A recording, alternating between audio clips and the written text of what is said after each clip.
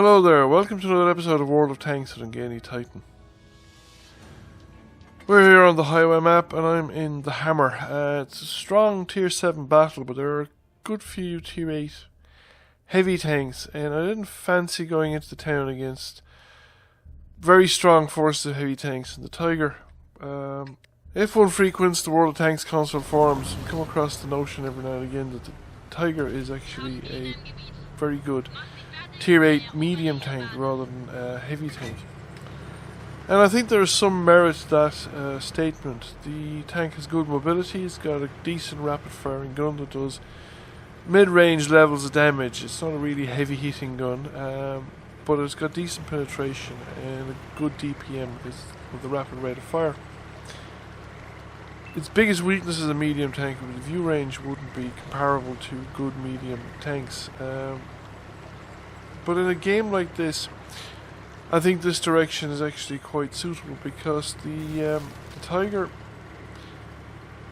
while you can make it work in an urban battle, the armour is a little bit on the weak side. It's just thick armour, but it's not. It's very flat. It's not very well sloped, and if it's up against tanks with good penetration and heavy punching guns, they'll just penetrate the front of the Tiger pretty much all the time. Whereas if you can engage at medium range as a kind of a supporting role and use the accuracy and rapid firing of the 88mm gun, then you're much more effective with a Tiger than you would be in face-to-face close quarter fighting, which say suits Soviet tanks much better. So we got our first shots there off against the Panther. Don't think he'd spotted us. T-29 is moving into position. Some tanks have appeared on the hill there. They're all heavy tanks, so I think I feel a lot more confident about moving forward. But I'm not going to come up here to the corner with the T-29. I'm going to find my own corner. I think it's always better if you can find your own corner and engage with the enemy tanks, because if you're backed up behind another tank, then you're trying to put some of your attention into avoiding coming the other guy's way. He's putting some of the attention on avoiding going your way, putting off your shots by crashing into you. Whereas if you can operate independently against the same target, it's a much more effective approach. So we've gotten around into the Tiger that was sticking out there behind the building, and he's going to come out because he's not moved anywhere else. I was trying for a tracking shot there, but I managed to hit the IS instead of hitting the Tiger, what'll do. The Tiger has pulled back again, so I've reloaded and I'm going to come back out and wait for him. Now he came out the full way this time, so I've actually managed to get his inside drive wheel and track him. And we've gotten a second hit in, and he's very vulnerable now because he's a one shot.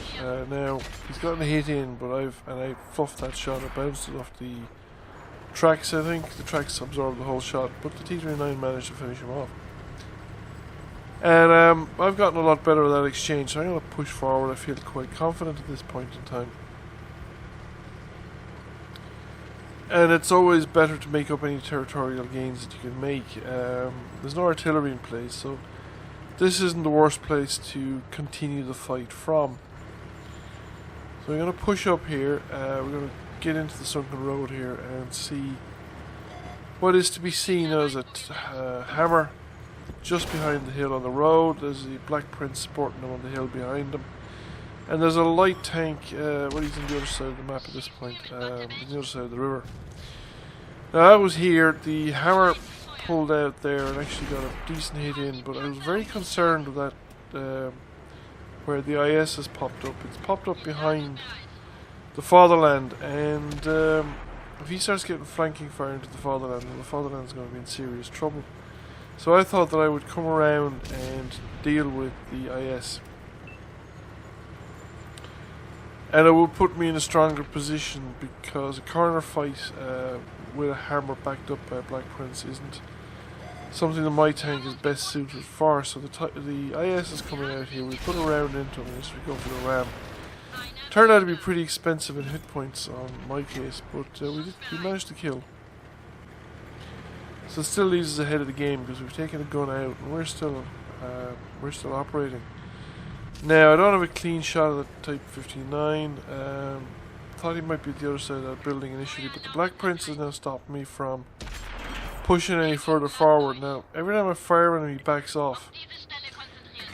So I just put around here through the building. I just thought I might get rid of more of it than I did. But I don't think the Type 59 is behind it anyway, that I don't have a line of sight of him. Black Prince is back on top of the hill, so we're going to put a round in him. He stayed this time, he's got targets, so we should get a second round in, and that leaves the hammer very isolated with the T-29. And that's the hammer gone. So there's just the Black Prince defending the base as far as I can tell. And there's a Type 59 down there as well. However, the enemy tanks have broken clear through the town. Now, we didn't really defend the town. There's a couple of mediums down there. However, I think it's more important now for us to clear this side of the map. Get a clean victory on this side before I start considering what to do about the other side. There's no immediate threat to the cap circle. We have a few defenders still alive, and with a bit of luck they might still be alive after we've taken out the Black Prince or anything else that might be down here. So we push forward fairly aggressively. The Black Prince has appeared, and he's kind of reversing back towards the cap circle. We managed to get one solid hit in. That's a bounce. He's gone very low on the terrain now. However, he's taking a hit from somewhere, and I've missed with that shot. And the T-29 is up on the hill to my right, and he finishes off the Black Prince. So that is this side of the map clear, I would say. Now this is where things start to go wrong for me. My initial thought was to go down by the road towards the river and come up on the southern side of that road, but I then changed my mind and I drove back around, and I didn't go down the ravine either. And I think this indecision, this lack of focus on my part, explains how this game ends up. I'm coming down here and the heavy tank has gone down, and somebody has spotted the Type 59. I think the Type 59 has gone up to defend the cap, but he sees me, puts a round into me, and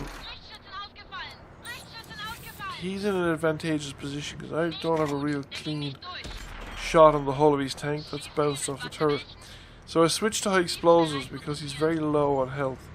And I reckon if I get one decent roll here on the high explosives, I will take him out. So I do.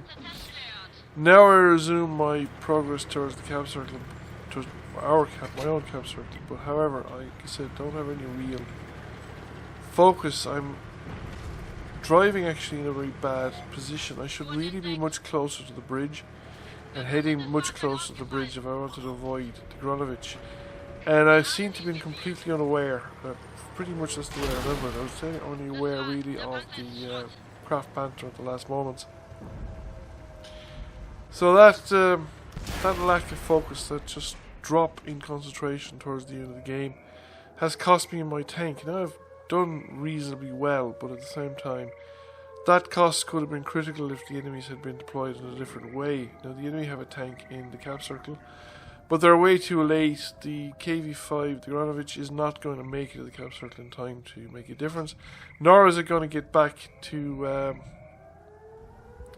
defend the cap, really. Not at this stage of the game. And for that matter, neither is the other heavy. Our other heavy, the Fatherland, is actually well positioned to intercept any tank that might have been in the town, like the Craft Panther, coming back to defend the cap circle. So he was well positioned and had a reasonable strategy in mind, whereas I just was aimlessly ambling around. However, we made decent silver. We did over 3k damage.